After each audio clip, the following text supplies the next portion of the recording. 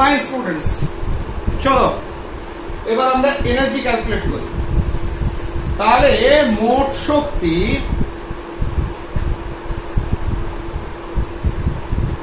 মোট শক্তি, মানে হচ্ছে পোটেনশিয়াল এনার্জি এবং হচ্ছে কাইনেটিক এনার্জি, গতি শক্তি এবং স্থিতি শক্তি।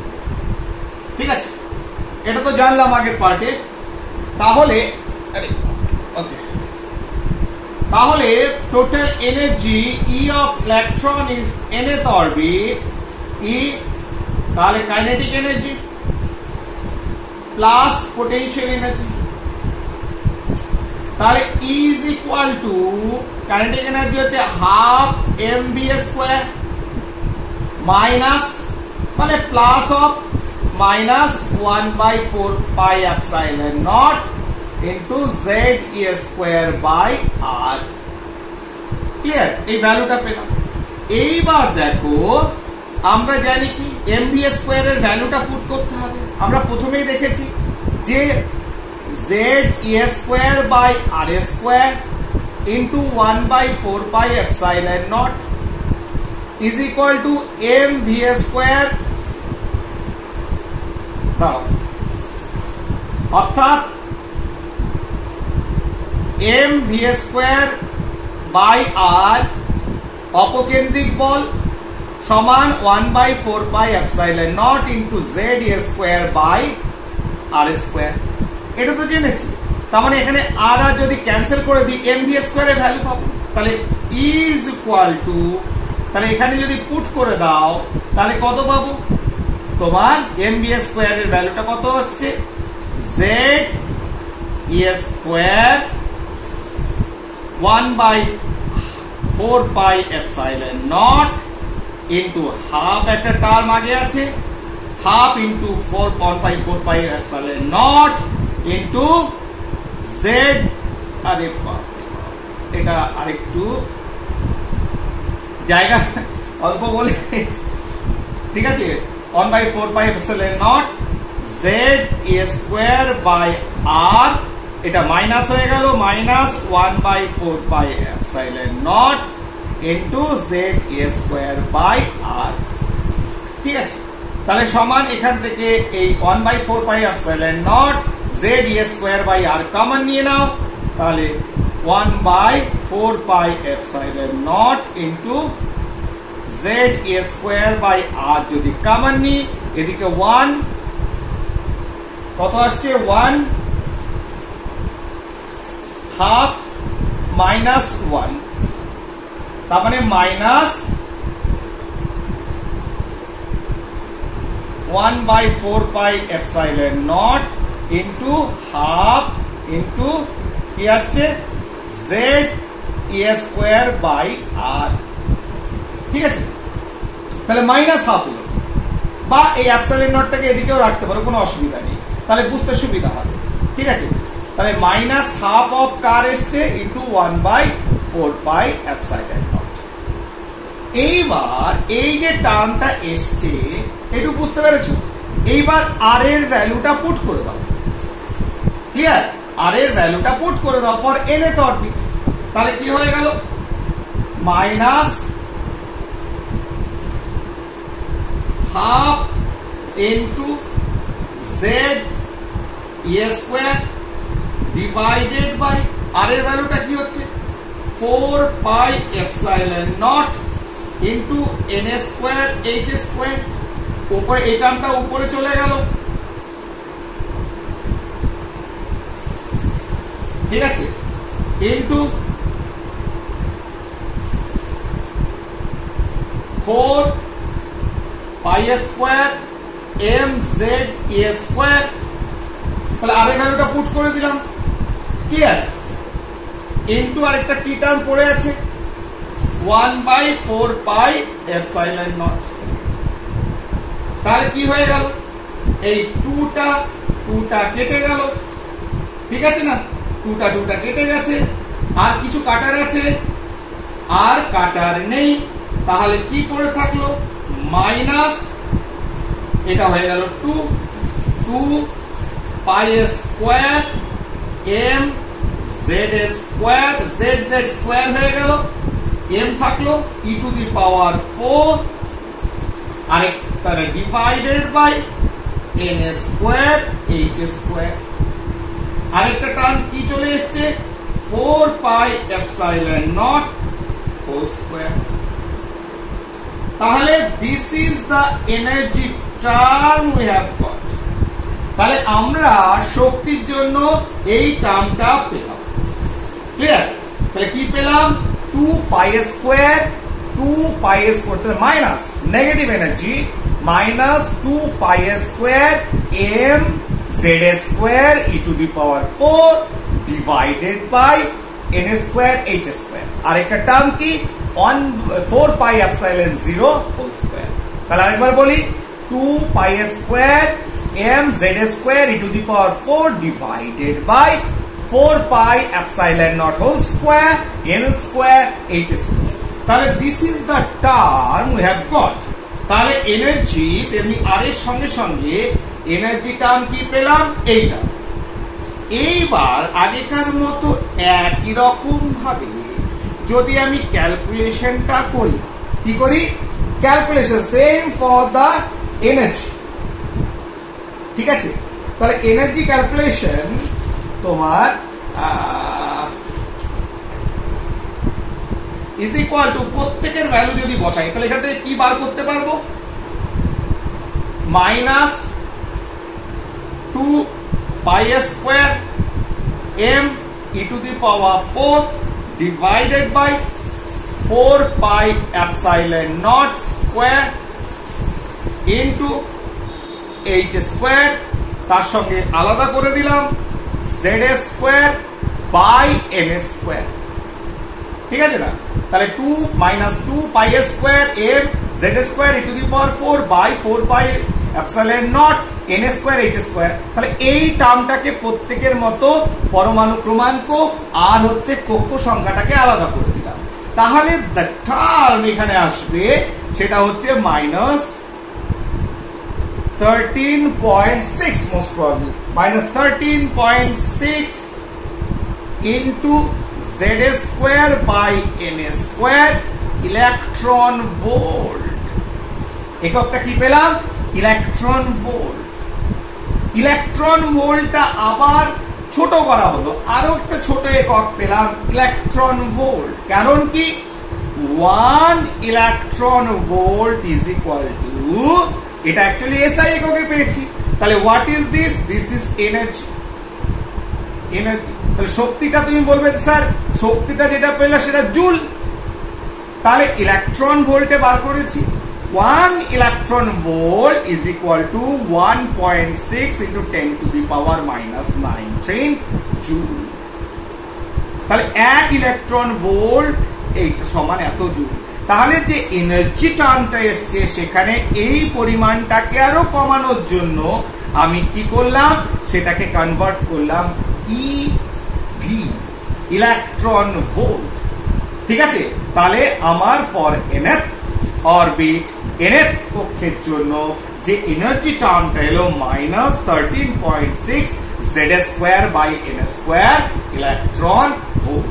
তাহলে আমাদের কাছে তিনখানা সমীকরণ, ঠিক আছে, একটা হচ্ছে আর এর সমীকরণ, একটা হচ্ছে ভি এর সমীকরণ, আরেকটা হচ্ছে এনার্জি ক্যালকুলেশন চলে এলো। তাহলে এনার্জির ক্ষেত্রে আমি কি পেলাম energy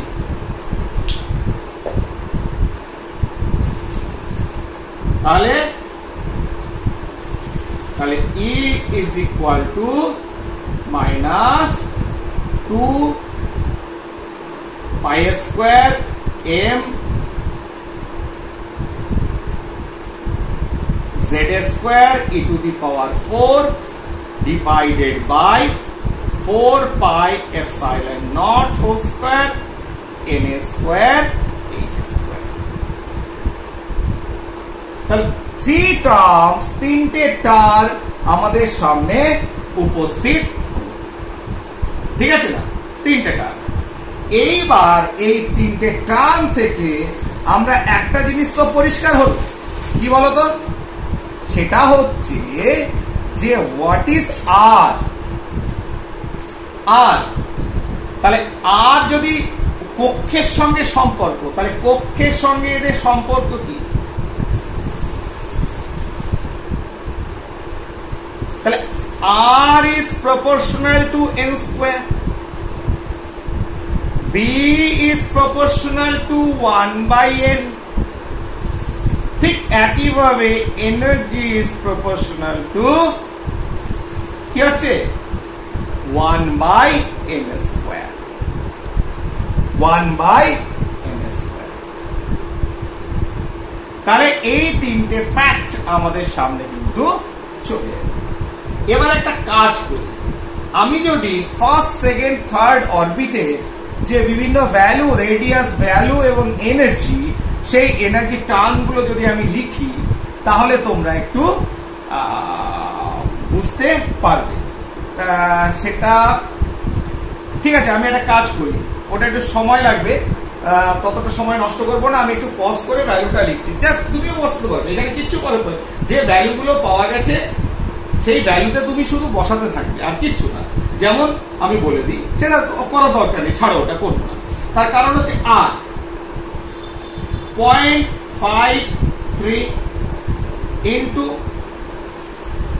n square by z, 2 নম্বর v is equal to 2.18 into 10 to the power 6 into z by n, ঠিক আছে, এটা কিসে? এত angstrom metre per second, is equal to minus 13.6 into z square by n square electron volt. তাহলে এই যে তিনটে সমীকরণ তুমি পেয়েছো উইথ এ সার্টেন ভ্যালু, একটা কনস্ট্যান্ট ভ্যালুর উপর বেস করে, তাহলে একটা ধ্রুবকীয় একটা রাশি যেটা আমি পেয়েছি তার উপর বেস করে, in angstrom, in radius, velocity in metre per second, energy in electron volt, সেখানে যদি সবার ভ্যালু জেড যদি থাকে, সেটা ফর হাইড্রোজেন ধরে নিচ্ছি z is equal to 1, তাহলে প্রথম কক্ষের জন্য n সমান 1 বসিয়ে দাও, ভ্যালু পেয়ে যাবে। ফর সেকেন্ড অরবিট n সমান 2, ভ্যালু পেয়ে যাবে। ফর থার্ড অরবিট ভ্যালু পেয়ে যাবে। ক্লিয়ার? এইভাবে আমার ভ্যালুগুলো পেয়ে যাবে, বোঝা যাচ্ছে? এইবার একটা মজা দেখো, তাহলে মজা যদি এনার্জিটা এখানে কিসে পেয়েছি? নেগেটিভ। শক্তির ভ্যালুটা কিসে পাচ্ছি? নেগেটিভ টার্মে।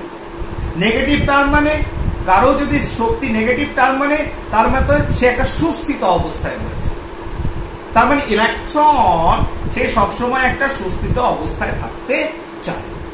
ক্লিয়ার? এবার দেখো এটার ক্ষেত্রে আমি ব্যাপারটাকে অ্যানালাইজ করতে পারি যে এনার্জি নেগেটিভ আছে, তার মানে যদি n এর ভ্যালুটা তুমি বাড়াও, n is equal to 2 or 3, তার মানে এটাকে ডিভাইড করছো, যখনই 13.6 কে মাইনাস টার্মকে ডিভাইড করছো কিছু দিয়ে, তার মানে সেটা পজিটিভ দিকে যাচ্ছে, তাহলে টোটাল এনার্জি ভ্যালুটা বাড়বে। কি প্রত্যেকটা কক্ষের ক্ষেত্রে তাহলে কি হবে? যত বেশি হায়ার লেভেলে যাব ভেলোসিটি কমবে, তার কারণ n এর ভ্যালু যখনই বসাবো n এর মান 1 থেকে 2 3 4 5, কারণ এই ভ্যালুটা কমবে, পজিটিভ ভ্যালু কমছে। কিন্তু যখনই এনার্জির ক্ষেত্রে আমি পাচ্ছি which is নেগেটিভ ভ্যালু, যখনই আমি n এর মান পুট করব 2 3 4 5 আর স্কয়ার করব, তাহলে এনার্জি টার্ম, এনার্জি ভ্যালু বাড়বে। বোঝা যাচ্ছে? তার মানে একটা অরবিট থেকে যত আমি গ্রাউন্ড স্টেট সেটাকে যদি বলি, নিম্ন শক্তি স্তর থেকে যত বেশি উচ্চ শক্তি স্তর যাব, তাহলে এই যে কথাটা যে উচ্চ শক্তি স্তর, তার মানে এনার্জি ইজ ইনক্রিজিং, সেটা আমাদের এই সমীকরণটাও আমাদের সেই প্রমাণটা দিচ্ছে, হ্যাঁ এনার্জি ইজ ইনক্রিজিং। ক্লিয়ার? বোঝা গেল? তাহলে তিনটে ইকুয়েশন আমি পেয়ে গেলাম, তিনটে সমীকরণ, তিনটে জিনিস আমার বেরিয়ে গেল। তারপরে velocity, radii as well as energy. চলো নেক্সট কি করা যায়?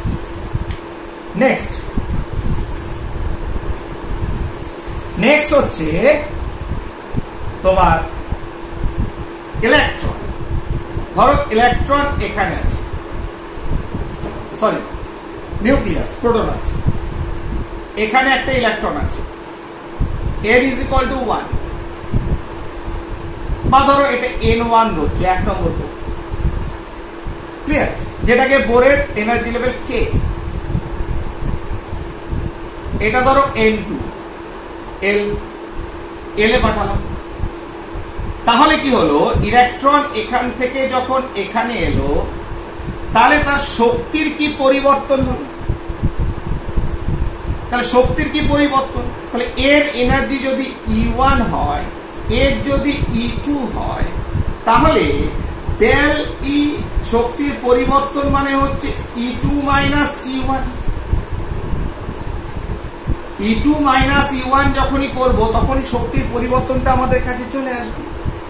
তাহলে সেটা যদি করি, তাহলে আমি ভ্যালুটা যদি বসাই এখান থেকে, তাহলে কি হচ্ছে, E2 কি হচ্ছে মাইনাস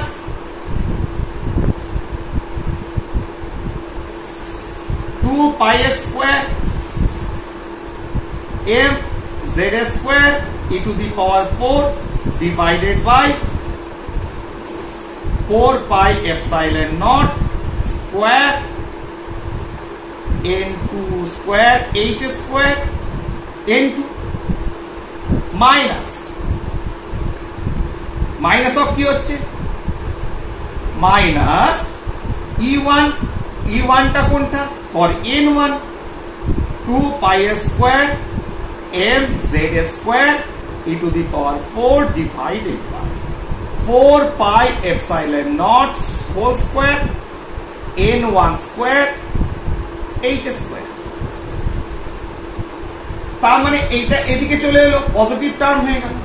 তার মানে কমন নিয়ে নিলাম 4 2 pi square m z square e to the power 4 divided by 4 pi epsilon naught whole square h square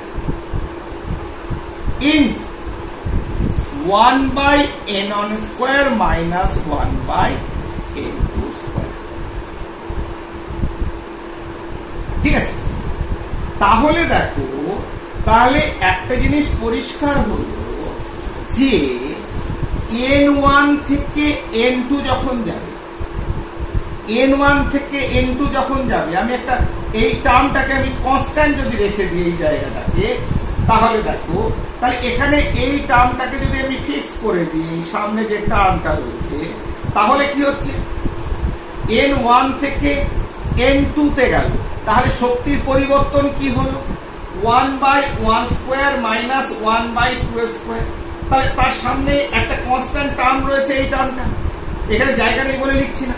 তাহলে সেটা যদি হয়, তাহলে এখান থেকে কি হবে, 1 minus 1 by 4 is equal to 3 by 4। তাহলে constant term into 3 by 4, this is a positive quantity।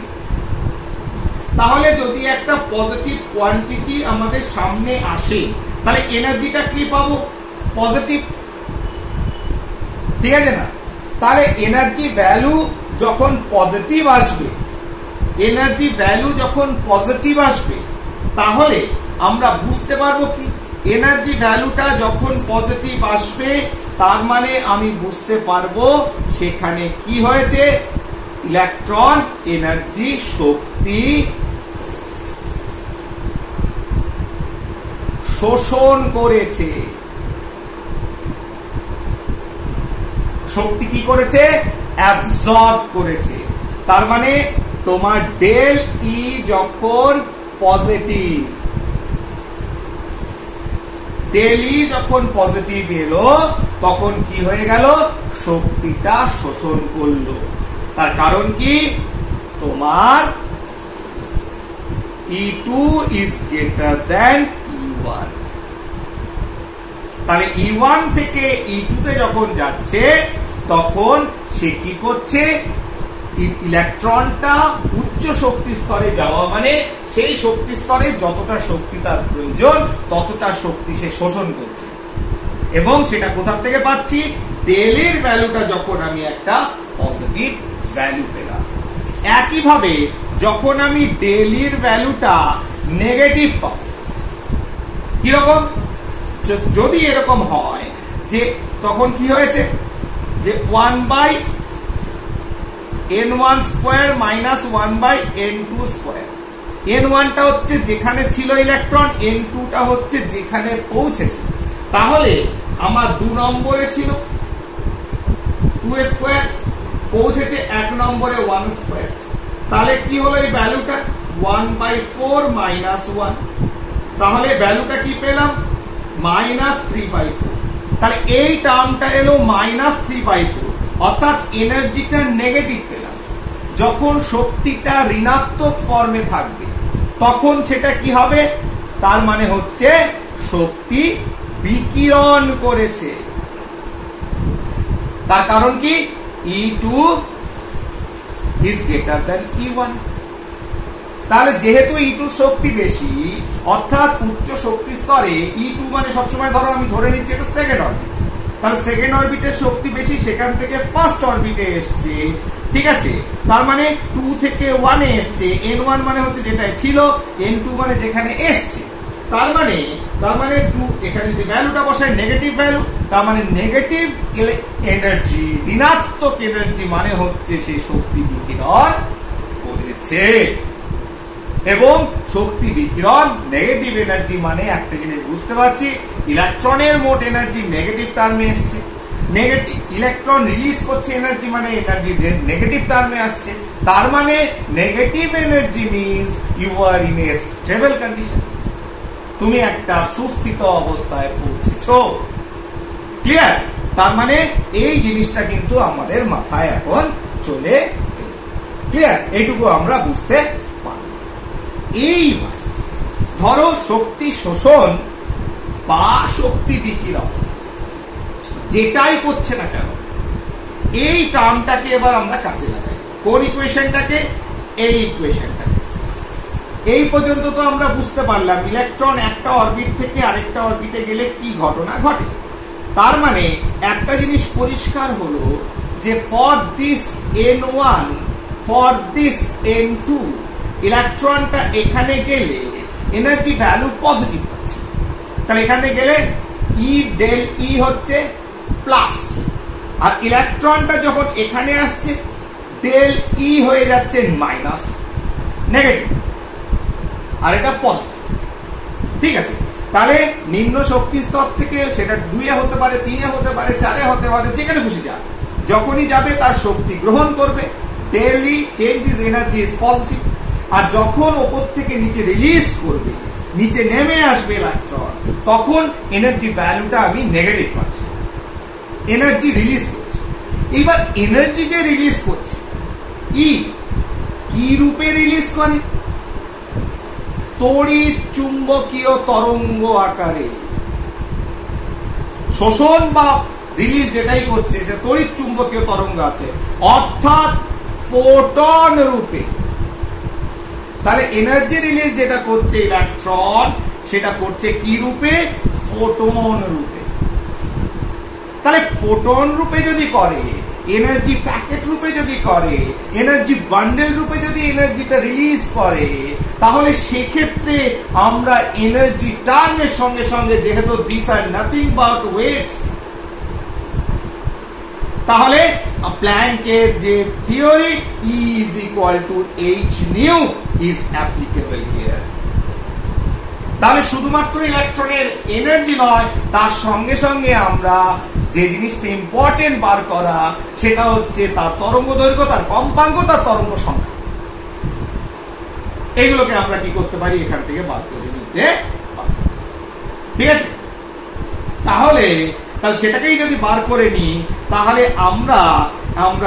আমরা একটা জিনিস পরিষ্কার হলো যে যে এনার্জি পরিবর্তন হচ্ছে, শোষণ হচ্ছে বা বর্জন হচ্ছে ইলেকট্রন দ্বারা, সেটা ফোটন রূপে হচ্ছে, তড়িৎ চুম্বকীয় তরঙ্গ রূপে হচ্ছে, তড়িৎ চুম্বকীয় রশ্মি রেডিয়েশন রূপে হচ্ছে, ইলেকট্রোম্যাগনেটিক রেডিয়েশন। তাহলে আমরা এক্ষেত্রে তোমার del E is equal to যে ফর্মটা রয়েছে সেটা লিখতে পারি E is equal to h nu. Nu is equal to কি? কম্পাঙ্ক is equal to 2 pi square m z square e to the power 4 divided by 4 pi epsilon naught square h square into 1 by n1 square minus 1 by n2 square।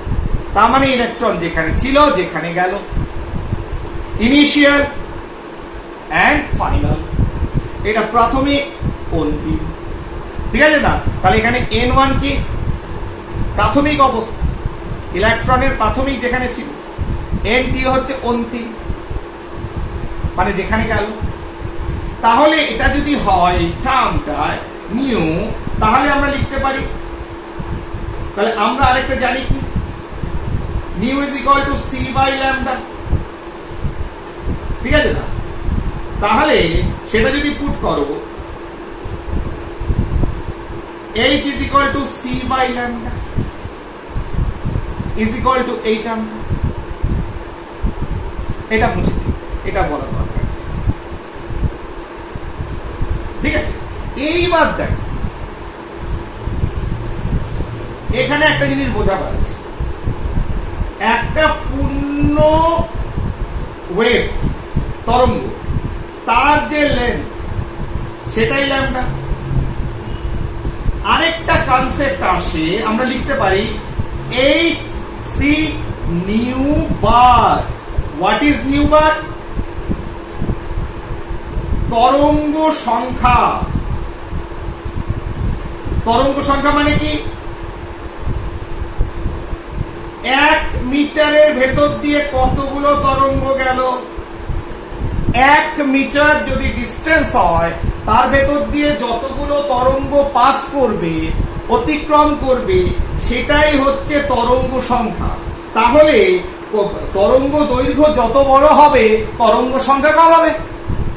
তাহলে এটা বড় বড় ঢেউ, তাহলে 1 metre যেতে দেখা গেল 2টো ঢেউ লাগলো, ছোট ছোট ঢেউ, তাহলে ছোট ছোট ঢেউ মানে তরঙ্গ দৈর্ঘ্য কম। তরঙ্গ দৈর্ঘ্য যদি কম হয় তাহলে তরঙ্গ সংখ্যা অনেকগুলো পাবো, অনেকগুলো কমপ্লিট ওয়েভ পাবো। তার মানে তরঙ্গ সংখ্যা আর ল্যামডা তরঙ্গ দৈর্ঘ্য হচ্ছে ব্যস্তানুপাতিক সম্পর্ক। তাহলে সেখানে তাহলে hc 1 by lambda is equal to nu। তার মানে আমরা কি লিখতে পারি, 1 by lambda is equal to nu বার তরঙ্গ সংখ্যা। তাহলে এটা যদি আসে সমান সমান এইটা, আমি লিখছি না জায়গা নেই। তাহলে তরঙ্গ সংখ্যা সমান কি হবে, 2 pi square m z square e to the power 4 divided by h qc into 1 by n1 square minus 1 by n2 square। clear? h q by c, ঠিক আছে? বোঝা গেল না? গেল না? এইবার এই যে টার্ম, এইখানে একটা কাজ করি। নেক্সট আমি এই উপরটাকে মুছে দিই।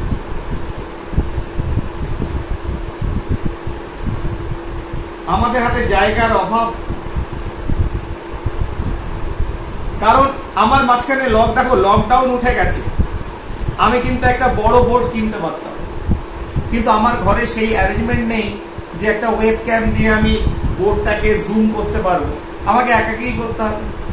আর আমি যদি পেছন ফিরে তোমাদের বোর্ডে করাই, দেখতে পাবে না ভালো মতো, লাভ হবে না।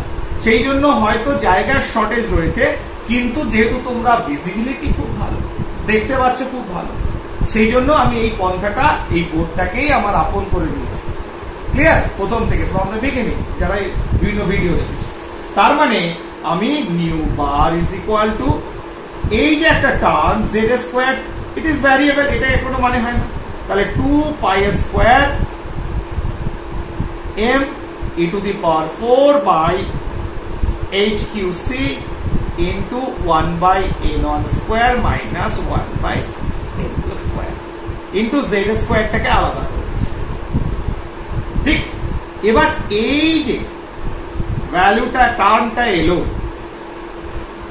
2 pi square m e to the power 4 by h c cube। আচ্ছা, আরেকটা টার্ম আমাদের মিস করে গেছি, ইনটু যেটা লিখতে হতো এই টার্মটা তো আছে 4 pi epsilon not whole square. আগে যেন কোথাও মিস করে গেছে, হ্যাঁ ওটাকে লিখে নেবে, অসুবিধা নেই। তাহলে এই টার্মটা তো আসছে, clear? 1/4 pi epsilon 0 whole square. তাই এই যে টার্ম, এই টার্মটা তোমার কোনটা 1/4 পাই এপসাইলন নট স্কয়ার। এটা মিস করে গেছি দুটো ইকুয়েশনে, কিছু নয়। ইকুয়েশনটা প্রথমে ঠিকই লিখেছিলাম, এই জায়গাটা লিখতে ভুলে গেছি, কোনো অসুবিধা নেই, তোমরা বুঝতে পারবে তোমরা। 2 pi square m e to the power 4 by h Q C. তাহলে এইটাকে বলা হয় RH, রিডবার্গ ধ্রুবক, রিডবার্গ কনস্ট্যান্ট। তাহলে এই যে রিডবার্গ কনস্ট্যান্ট যেটা রয়েছে, এর একটা ভ্যালু আছে 1.097 কত, দাঁড়া এক মিনিট দেখে নি, 1.097 বা 67 লেখে into 10 to the power 7 metre inverse.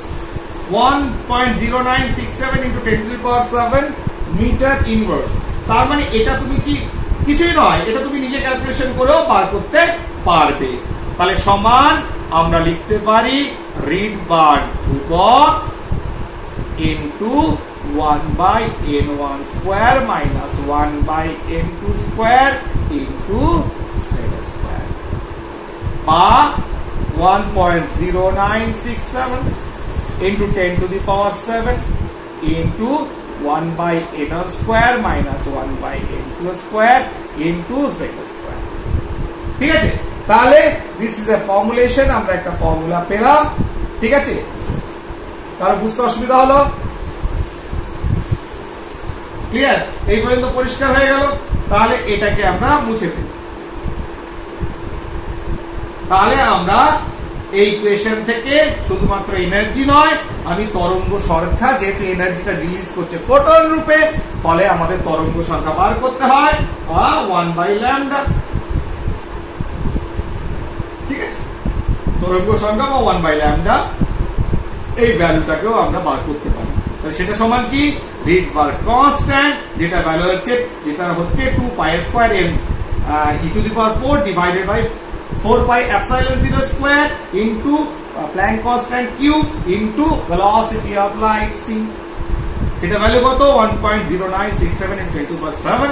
আর তারপরে ভেতরের টার্ম কি 1/n1 square minus 1/n2 square into z square, atomic number square. তাহলে দিস ইজ অলসো ইকুয়েশন। এইটাকে একটু মাথায় রাখতে হবে, নিউবার। ঠিক আছে না? তাহলে নিউবারটা কি, তরঙ্গ সংখ্যা, RH 1/n1 square minus 1/n2 square z square.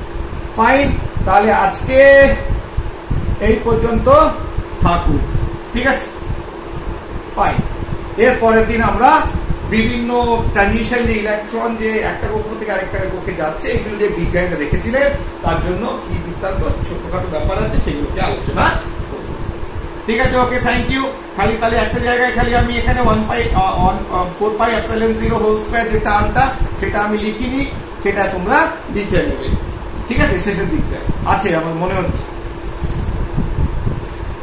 তাহলে আমরা মোটামুটি এনার্জিটা, তরঙ্গ সংখ্যা নির্ণয়, ওয়েভলেন্থ, তরঙ্গ সংখ্যা, তরঙ্গ দৈর্ঘ্য, রেডিয়াই, হ্যান করে এই যে ক্যালকুলেশনস গুলো ছিল, সেগুলো তোমাদের বলে দিলাম। Thank you very much.